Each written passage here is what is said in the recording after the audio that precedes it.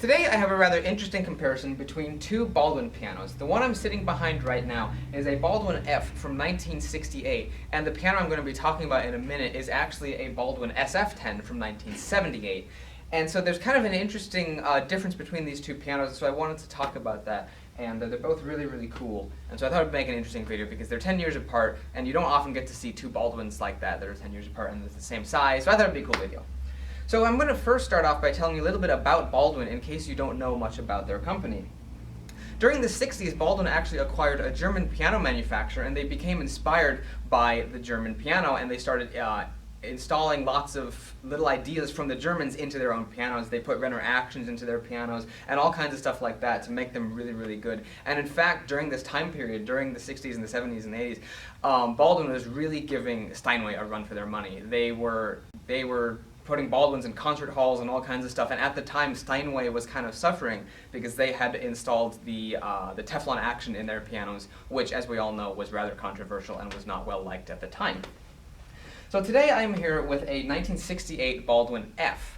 And what's interesting about this is the F was the original 7-foot model Baldwin, but then somewhere around this time period they changed it to the SF-10 and they made some minor changes to it. But what's interesting is up here on the harp, it actually is stamped with a letter F, as you can see right there, and then there's a serial number as well. So it just says F right here, but at the back of the harp down here in the corner, it's actually stamped into the harp like embossed, and it says SF, and you can see that right there. So it's kind of interesting that there's a discrepancy in the piano itself as to what model it is. So I thought that was kind of interesting. But it's a 7-foot model, so you can either call it the SF or the F. They're basically the same thing.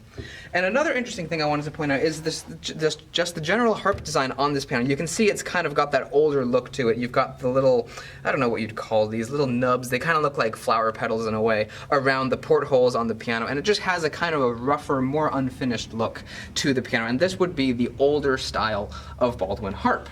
And when we go to look at the 1978, I will show you the harp on that as well and show you that it is considerably more simple and more modern looking. This is the badge here, and all of that is original to the piano. And I don't think the harp might have been resprayed, but it's hard to say. It might not have as well. The finish on this piano has been redone, and the piano also has new hammers, new tuning pins, and new strings for sure, most likely new dampers as well. Yes, I would say that there's new dampers on that as well. And what's kind of interesting, another thing I wanted to talk about on this piano is the logo that we have up front here. You'll see that it's really huge, first of all, and then it also doesn't have the dot over the I. Now what's interesting is that during this time period, Baldwin's gone through several different logos. For a while, for a very long time when they first started out, they had this really old-timey logo with the really fancy font and stuff that they've had for many, many years. But at some point, they went to the more modern logo that we know here, and this is actually their new logo. This, if you went to buy a new Baldwin today, this is the logo it would come with. What it originally would have come with at this time period was that old-timey logo, and I believe that would be true because over here there's a little logo talking about their keys and action centers, and you can see the old-timey logo is right down there in the corner. And so that is their original logo, and that, I believe, is what this piano would have come with. There was a small transitional time, I believe, where they used simple block letters, and then they went to this more modern design. And another interesting thing I wanted to talk about is that during the 70s and the 80s and all that, there would be a large oval dot over the I, but in the very late model American Baldwins, and then now for the Asian market Baldwins, there is no dot over the I. And so while this one has been refinished and they put the newer style logo on it, an easy way to tell if a Baldwin is new or old is just to look at the dot over the I. If there's a dot, it's most likely from the 70s or thereabouts, and if there's no dot, it's most likely late model American or the Chinese-made Baldwins.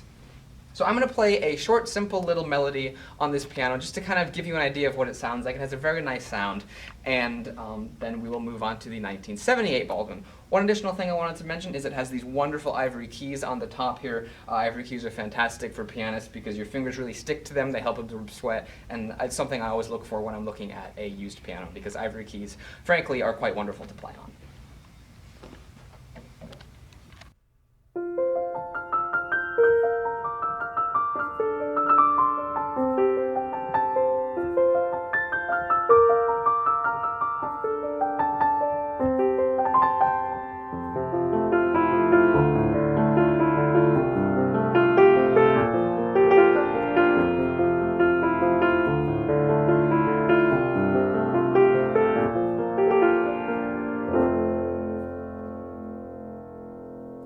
Hopefully that little melody can give you an idea of what the general sound of this piano is like. It has very good sustain up here, which Baldwins from this time period almost always do. They have really strong sustain in the 6th octave, and the tenor and the bass on this piano is really wonderful as well.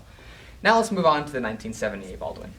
So here I am with a 1978 Baldwin, and right off the bat you can see a difference here with the logo. Now, whether this piano was refinished, I'd imagine it is because the finish is absolutely perfect, but this is the style logo that this piano would have originally come with. As you can see, it's much smaller than the other logo was, and it has that dot over the I that I was talking about. So this is the logo that my personal SF-10 has, which is from 1977, and is also what this piano has from 1978. As you can see also on the inside here, it now says SF instead of F, and there's your serial number again. It's got this large bold font, and then also in the back corner it says SF-10.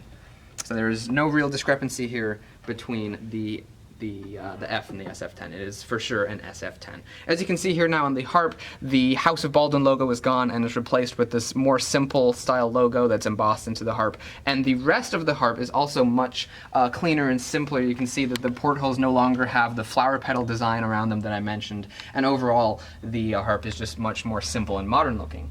The soundboard, whether it's original or it has been refinished, is in beautiful condition. It has new strings on it, it has new tuning pins, and also new dampers on it. So basically, these two pianos are pretty equivalent in everything that has been replaced on them, which is kind of fun. As you can see, the harp down there is really in good shape. There is the SF-10 logo in the back corner.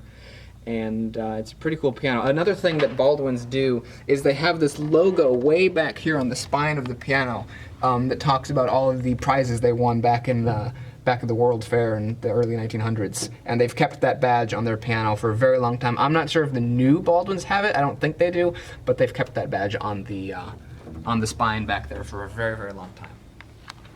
And one additional thing I wanted to mention that is different between this piano and my piano is that on my piano there's a little curved piece of wood here that's glued in place.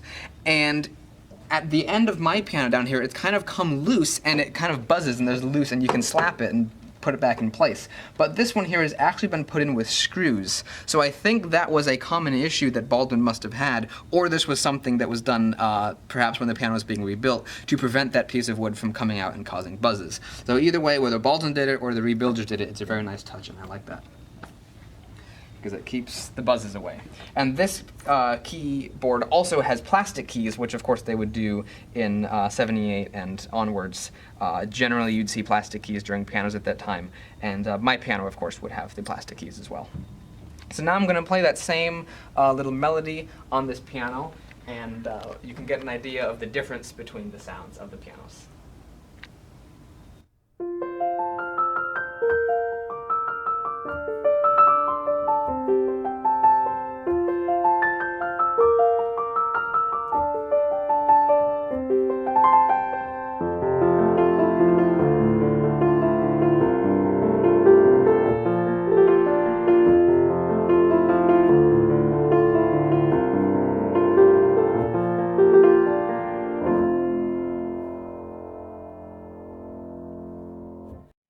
This piano, as well as the Baldwin that I just came from, they both have a really lovely sound. I particularly love the sound of it right in here in this treble region. It really swells and fills, and it sounds really, really nice. The treble in this piano is also quite good. I feel that it doesn't quite resonate throughout the rest of the piano just the same way as the other one does. I feel it doesn't reach the sympathetic notes of the other strings as much as the other one does, which is kind of interesting. But the treble itself sounds good, and I don't really hear any major issues there.